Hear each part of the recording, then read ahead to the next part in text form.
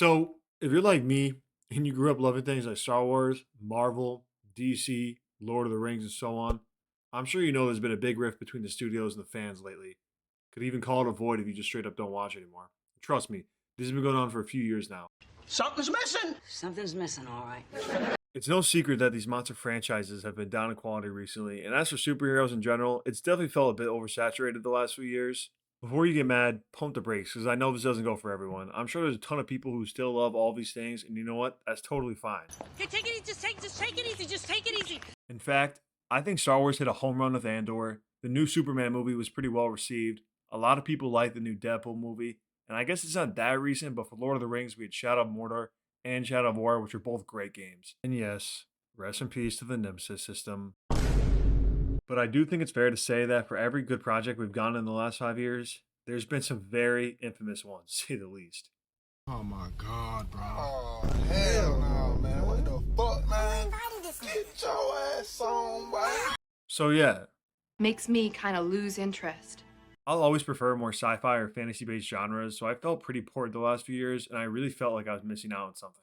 So to the main point, if you're like me and you've avoided anime for most of your life so far, and you can just never get into it, Go with you. Don't be scared. No, no, no. Go. listen up for a second because I have a solution. now I say this as someone who's watched a decent amount of anime at this point, as well as my fair share of animated films, especially the Studio Ghibli ones. I tried to get into anime a long time ago, but it was a huge struggle and it just never took off for me like it did in more recent years. I'm hoping the show is going to open a door for you and get you into more anime, but I know huge anime and manga fans are going to roll their eyes at me when I say what's next. What are you doing? Just hear me out. Now, if you like sci fi, fantasy, or play video games, then just give us a chance. Now, despite all the aura farming, a pretty basic story so far, and not too many very memorable characters, I really do think that Solo Leveling is a perfect entry anime for so many people. Again, I know people are going to be upset, and I get it. I hate on things too. They're gonna be mad at me. But come on, guys. Not everything has to have Attack on Titan story, One Piece's world building, or the animation and wholeheartedness of something like Frieren. Solo Leveling doesn't try to be anything more than it is. If you want fast paced action, a power scaling world, video game attributes, like literally straight from them, a good conflict that gets right into it within literally the first half hour of the anime, then please just give us a chance. When it happens, it'll happen fast. For people that aren't familiar with anime or just don't have a lot of time in general, the episodes are just barely over 20 minutes long, and that goes for most animes in general, by the way. So if you skip the intro and outros, you're probably looking at something like 18 minutes per episode, actually. Anyways, there's 2 seasons right now and 25 episodes overall. That's like 7 to 8 hours of a show. It's really not that bad. And I can promise you, you'll probably figure out whether you like it or not within the first episode or two. Popularity isn't always a great factor for determining things, but come on. Give it a break. It won Anime of the Year, and at the time of recording this, it has 927,000 user ratings on Crunchyroll. Score for those ratings, as you can see, is 4.9 out of 5 as well. As much as some people hate on it in comment sections and go against the grain online, it's wildly popular and it's super successful. There's no denying that. It's also gotten a few games as well in such a short time. I think people have way too high of standards or conditions for things sometimes, and they just gotta enjoy things a little more. Not every anime movie or game is supposed to match up or be compared to one another. Sometimes people like to sit down and relax and have a good popcorn experience and enjoy movies like this here. Yeah, that never gets old. But anyway, Okay.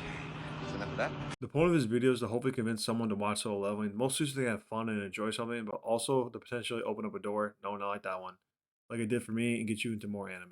But seriously, guys, you're missing out. I get it. Anime was not considered cool for a lot of us growing up, but recently there's a great shift or whatever the last 5 to 6 years, and it definitely spiked in popularity. Did you feel that? It's now cooler, or at least more accepted to watch and enjoy anime. And yes, you shouldn't care about that, but I'm older now. I was there. It was super nerdy and not cool.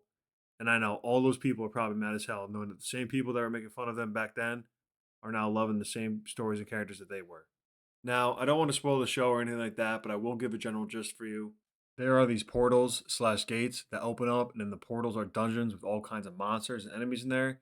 The catch, you cannot harm these monsters with conventional means of weaponry. So if you went in there with a normal sword and a shotgun, it wouldn't work. Even if you called in an AC-130 somehow, it would be meaningless because the enemies are magic based. However, as these portals opened up, some people started to have awakenings and gain a certain class of magical abilities.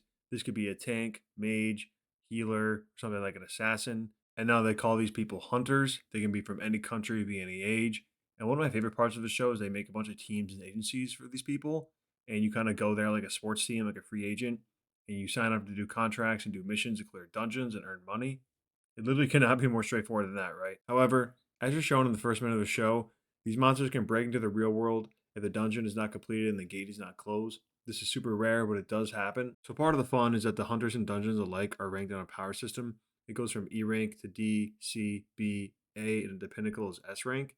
The catch though is once you have your awakening, that's it. You can train all you want, but you can't really level up your raw power or mana output. You can condition yourself and improve techniques and strategies, but if you're a C rank hunter, tough luck. You're never outclassing a B rank hunter, even if you work infinitely harder. It's a universe or world where you can't really level up, and the main character is pretty damn weak to start off. So I wonder where the story will go from here.